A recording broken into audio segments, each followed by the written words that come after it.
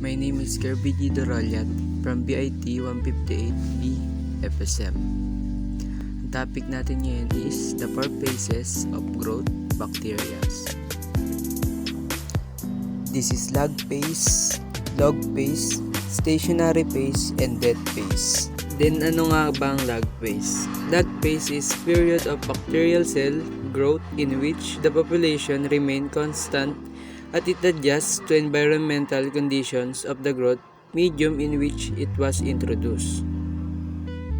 Ang log phase, ang panahon ng paglaki ng bakterya kung saan ito nananatiling pare-pareho ng populasyon habang ito ay umaayon sa mga kondisyon sa mga kapaligiran ng growth medium kung saan ito pinapakilala.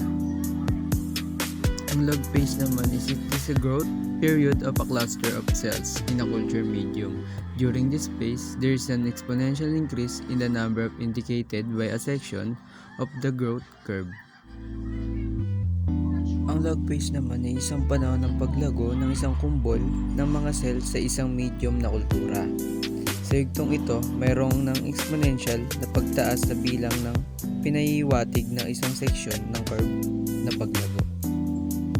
Stationary phase is the one which does not move with the sample, whereas mobile phase in a chromatography is one which moves with the sample. Ang stationary phase naman, ito ay nakatigil na yugto sa chromatography ay isa sa hindi gumagalaw kasama ang ibang sample, samantalang ang mobile phase sa chromatography ay isa sa gumagalaw.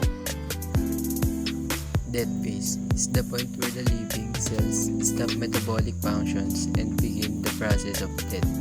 As cells slice and fill the culture with what was once on their insides, the environment changed the one last time and exponential decay begins.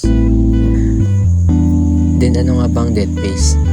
Ito ay ang punto na kung saan ang mga buhay ng selula ay humihinto sa metabolic function at simulan ng mga proseso ng kamatayan.